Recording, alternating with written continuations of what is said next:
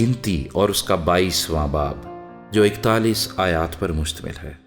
پھر بنی اسرائیل نے کوچ کیا اور دریائے یردن کے پار مواب کے میدانوں میں یریہو کے مقابل خیمے کھڑے کیے، اور جو کچھ بنی اسرائیل نے اموریوں کے ساتھ کیا تھا وہ سب بلک بن صفور نے دیکھا تھا، اس لیے موابیوں کو ان لوگوں سے بڑا خوف آیا، کیونکہ یہ بہت سے تھے۔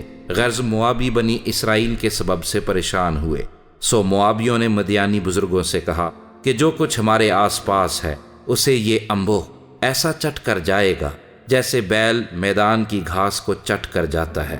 اس وقت بلک بن صفور موابیوں کا بادشاہ تھا، سو اس نے بور کے بیٹے بلام کے پاس فتور کو، جو بڑے دریا کے کنارے اس کی قوم کے لوگوں کا ملک تھا، قاصد روانہ کیے کہ اسے بلا لائیں، اور یہ کہلا بھیجا، دیکھ ایک قوم مصر سے نکل کر آئی ہے، ان سے زمین کی سطح چھپ گئی ہے، اب وہ میرے مقابل ہی آ کر جم گئے ہیں، سو اب تو آ کر میری خاطر ان لوگوں پر لعنت کر، کیونکہ یہ مجھ سے بہت قوی ہیں، پھر ممکن ہے کہ میں غالب آؤں اور ہم سب ان کو مار کر اس ملک سے نکال دیں، کیونکہ یہ میں جانتا ہوں کہ جسے تو برکت دیتا ہے اسے برکت ملتی ہے، اور جس پر تو لعنت کرتا ہے وہ ملعون ہوتا ہے۔ سو مواب کے بزرگ اور مدیان کے بزرگ فال کھولنے کا انعام ساتھ لے کر روانہ ہوئے اور بلام کے پاس پہنچے، اور بلک کا پیغام اسے دیا۔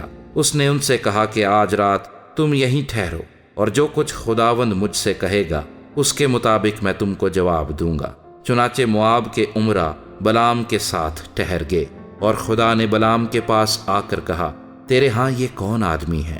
بلام نے خدا سے کہا کہ مواب کے بادشاہ بلک بن صفور نے میرے پاس کہلا بھیجا ہے کہ جو قوم مصر سے نکل کر آئی ہے اس سے زمین کی سطح چھپ گئی ہے، سو تو اب آ کر میری خاطر ان پر لعنت کر، پھر ممکن ہے کہ میں ان سے لڑ سکوں اور ان کو نکال دوں۔ خدا نے بلام سے کہا، تو ان کے ساتھ مت جانا، تو ان لوگوں پر لعنت نہ کرنا، اس لیے کہ وہ مبارک ہیں۔ بلام نے صبح کو اٹھ کر بلک کے امرا سے کہا، تم اپنے ملک کو لوٹ جاؤ، کیونکہ خداوند مجھے تمہارے ساتھ جانے کی اجازت نہیں دیتا۔ اور مواب کے امرا چلے گئے اور جا کر بلک سے کہا کہ بلام ہمارے ساتھ آنے سے انکار کرتا ہے۔ تب دوسری دفعہ بلک نے اور امرا کو بھیجا جو پہلوں سے بڑھ کر معزز اور شمار میں بھی زیادہ تھے۔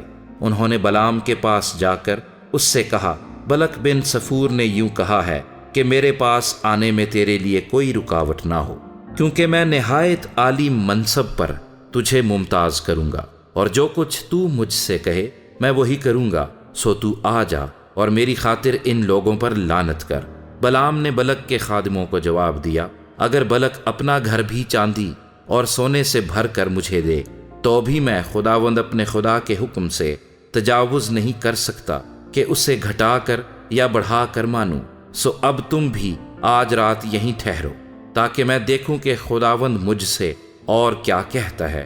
اور خدا نے رات کو بلام کے پاس آ کر اس سے کہا، اگر یہ آدمی تجھے بلانے کو آئے ہوئے ہیں تو تو اٹھ کر ان کے ساتھ جا، مگر جو بات میں تجھ سے کہوں اسی پر عمل کرنا۔ سو بلام صبح کو اٹھا اور اپنی گدھی پر زین رکھ کر مواب کے امرا کے ہمراہ چلا، اور اس کے جانے کے سبب سے خدا کا غضب بھڑکا، اور خداوند کا فرشتہ اس سے مزاحمت کرنے کے لیے راستہ روک کر کھڑا ہو گیا۔ وہ تو اپنی گدھی پر سوار تھا اور اس کے ساتھ اس کے 2 ملازم تھے، اور اس گدھی نے خداوند کے فرشتے کو دیکھا کہ وہ اپنے ہاتھ میں ننگی تلوار لیے ہوئے راستہ روکے کھڑا ہے۔ تب گدھی راستہ چھوڑ کر ایک طرف ہو گئی اور کھیت میں چلی گئی۔ سو بلام نے گدھی کو مارا تاکہ اسے راستے پر لے آئے۔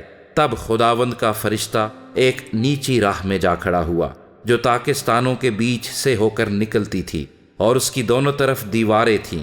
گدھی خداوند کے فرشتے کو دیکھ کر دیوار سے جا لگی، اور بلام کا پاؤں دیوار سے پچا دیا، سو اس نے پھر اسے مارا۔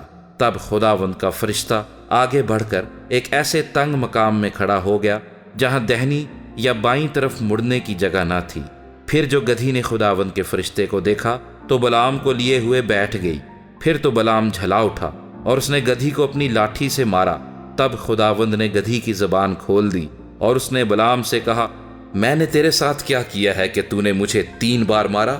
بلام نے گدھی سے کہا، اس لیے کہ تو نے مجھے چڑھایا کاش میرے ہاتھ میں تلوار ہوتی تو میں تجھے ابھی مار ڈالتا۔ گدھی نے بلعام سے کہا، کیا میں تیری وہی گدھی نہیں ہوں جس پر تو اپنی ساری عمر آج تک سوار ہوتا آیا ہے؟ کیا میں تیرے ساتھ پہلے کبھی ایسا کرتی تھی؟ اس نے کہا، نہیں۔ تب خداوند نے بلعام کی آنکھیں کھولی اور اس نے خداوند کے فرشتے کو دیکھا کہ وہ اپنے ہاتھ میں ننگی تلوار لیے ہوئے راستہ روکے کھڑا ہے۔ سو اس نے اپنا سر جھکا لیا اور اوندھا ہو گیا۔ خداوند کے فرشتے نے اس سے کہا کہ تو نے اپنی گدھی کو 3 بار کیوں مارا؟ دیکھ، میں تجھ سے مزاحمت کرنے کو آیا ہوں، اس لیے کہ تیری چال میری نظر میں ٹیڑھی ہے۔ اور گدھی نے مجھ کو دیکھا اور وہ 3 بار میرے سامنے سے مڑ گئی۔ اگر وہ میرے سامنے سے نہ ہٹتی تو میں ضرور تجھ کو مار ہی ڈالتا اور اس کو جیتی چھوڑ دیتا۔ بلعام نے خداوند کے فرشتے سے کہا، مجھ سے خطا ہوئی، کیونکہ مجھے معلوم نہ تھا کہ تو میرا راستہ روکے کھڑا ہے۔ سو اگر اب تجھے برا لگتا ہے تو میں لوٹ جاتا ہوں۔ خداوند کے فرشتے نے بلعام سے کہا، تو ان آدمیوں کے ساتھ چلا ہی جا، لیکن فقط وہی بات کہنا جو میں تجھ سے کہوں۔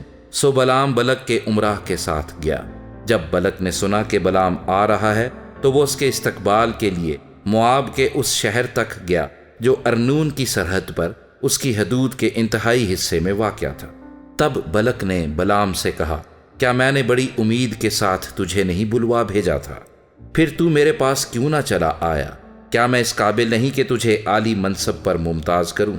بلعام نے بلک کو جواب دیا، دیکھ، میں تیرے پاس آ تو گیا ہوں، پر کیا میری اتنی مجال ہے کہ میں کچھ بولوں؟ جو بات خدا میرے منہ میں ڈالے گا وہی میں کہوں گا۔ اور بلعام بلک کے ساتھ ساتھ چلا اور وہ کریت حسات میں پہنچے۔ بلک نے بیل اور بھیڑوں کی قربانی گزرانی اور بلعام اور ان امراء کے پاس جو اس کے ساتھ تھے قربانی کا گوشت بھیجا۔ دوسرے دن صبح کو بلک بلعام کو ساتھ لے کر اسے بال کے بلند مقاموں پر لے گیا۔